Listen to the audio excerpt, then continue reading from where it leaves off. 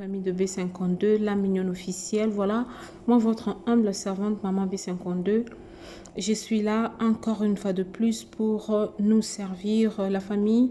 Je nous dis toujours que vous servir c'est mon devoir. Voilà pourquoi ceux qui akoloba ezali to mon kakate to yaka to zanga kate koya ko informer biso to ye juste ko informer biso que ndeko na biso les étoiles de beau que ceux qui toyaient les sous na mokolo ya lelo le 25 mars 2025 c'est parce que sango ya mawa ekweleli biso lisusu moko ya ba artiste comédien auti kotika biso na kombo ya Pepito abandaki ko jouer na les étoiles de Bobo bazalaki wana na ba James Mutombo bazalaki vraiment ebele babandaka ko jouer epai ya Bobo Manoka. Donc nous présentons nos condoléances à sa famille biologique et puis la famille artistique de ya monde entier. Et personnellement, la président Bobo Manoka. Merci, que Dieu vous bénisse.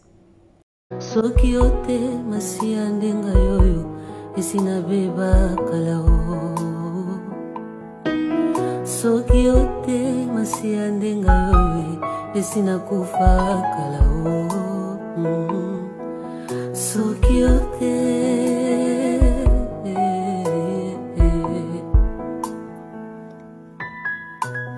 Onyuso yanga ekosanjula Mokonzi oyandi maliwa onanga Moero est digne de louange. Je sais pourquoi je l'adore à genoux. Obilembo ya motima Ba efasa katiu Soki ote masia nangaye Nakufa kalao.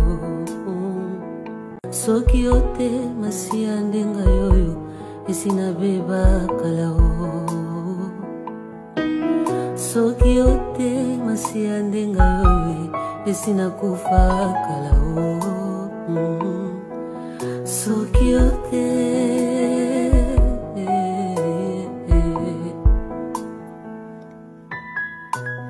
Onyuso yanga ekosanjula Mokonzi oyandi maliwa onanga Moero est digne de louange. Je sais pourquoi je l'adore à genoux. Obilembo ya motima Ba efasa katiu Soki ote masia nangaye Nakufa kalao. Soki ote masia ndenga yoyo esina beba kalao. Soki ote masia ndenga yoyo esina kufa kalao. Soki ote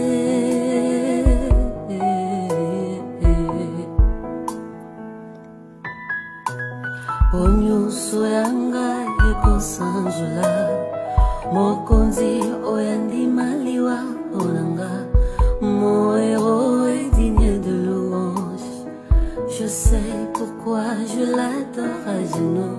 Obilembo ya motima Ba efasa katiu Soki ote masia nangaye Nakufa kalao. Soki ote masia ndenga yoyo esina beba kalao.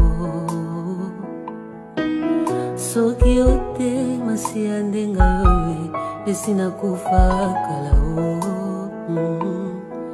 Soki ote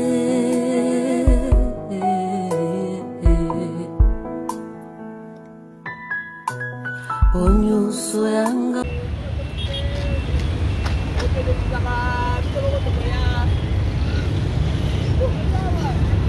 Nozawa, Moussale Salima, pas de distraction, distraction surtout, il y a tout ça à la tête. Tout ça, la promotion, tout ça, dans le mois de mars déjà, le 13 mars, Jericho Betos sort bien le 13 mars, Jericho Betos, tout ça, on a déjà. Jericho, alors, c'est ça déjà. Oh, là, ça dit plein d'émissions, avec des gars qui sont montés chaud, il y a rien à oublier. D'ailleurs, Ça va combien? Ça va Moussala, boulot, ça va boulot.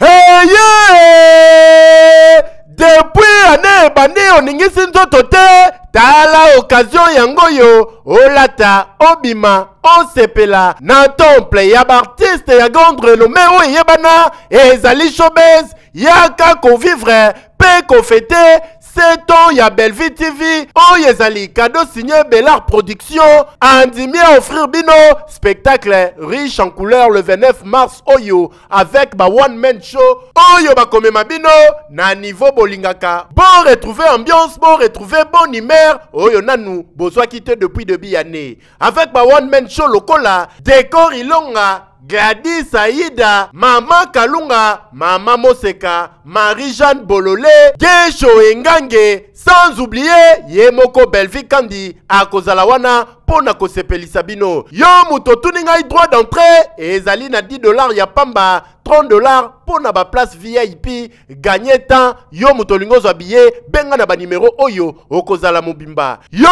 muto yebenanu, Carrefour pe temple ya bastar ya RDCT o ezali showbiz ezali na croisement ya ba avenue Colonel Munjiba na boulevard du 30 juin yaka awa o sepela o vivre ambiance oyo na notikali ko vivre te le 29 mars oyo na showbiz nga na zanga te keyo oui na évité vidéo oyo ernime ko koma e komela bino ezali mama Joséphine mama Zozo na yebi bino solution oyo ezali solution ya ba problème na biso yango eza nini ba problème na biso yango eza ba problème ya santé eza ba maladie oyo eza kati na biso ba maladie telle que diabète tension AVC prostate ba hernie ba maladie wana nyonso tout oyo ezo déranger biso ba ménopause mutu pasi maladie nini épilepsie maladie nyonso tout oyo ezo déranger ndeko na yo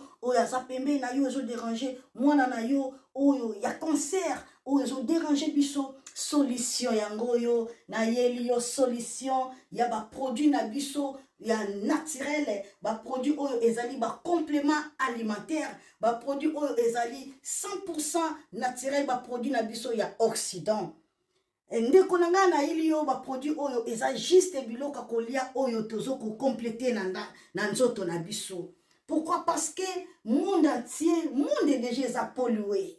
Eza pollué à partir ya biloko oyo tozo lia. Biloko tozo lia yango ezo détruire ba santé na biso. Pourquoi? Parce que biloko tozo lia bazo travailler yango na ba produits chimiques. Biloko tozolia bazo tia yango ba poison, biloko tozolia bazo tia yango même ba hormone. Yango wana compagnie ya aloe vera products bakanise li peuple na bango partout dans le monde entier na plus de 160 pays balobi non tikato kanisi la peuple na biso pona bien-être na bango et pona santé na bango ezala malamu yango wana ba produit na biso yango yo eza wana pona kosunga biso na ba santé atika na ebisa yo bien fait ya produit na biso aloe vera gel produit oyo okoko zanga yango na ndaku na yo te yo oza na problème ya insomnie olala kate produit oyo eza somnifère ezo pesa yo pongi yo oyo oza na nzoto makasi te produit oyo eza tonique eza wana po pesa yo nzoto makasi yo oyo oza na ba toxine na nzoto na yo produit oyo eza détoxifiant eza ko détoxifier nzoto na yo eza ko purifier makila na yo eza ko sukula ba veine na yo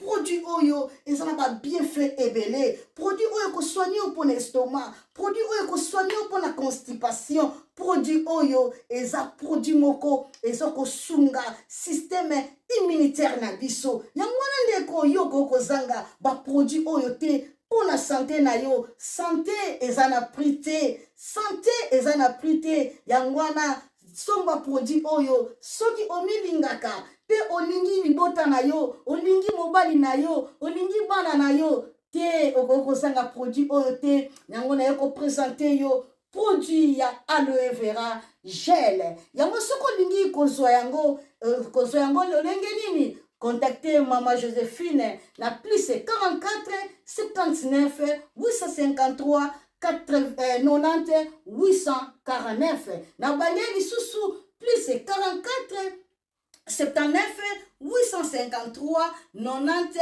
849. Tika Nzambe apambola yo kozanga produit oyote aloe vera gel.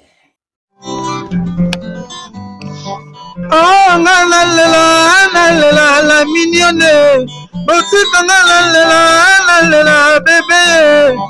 Oh la kina sala mignonne bokoli yango 0 lobezala kina 10 52 yo bokoli yango na 1 yango zopesa posa kozongisanga bebe na mbuma basala ba chausse kaka mpona ba voiture nde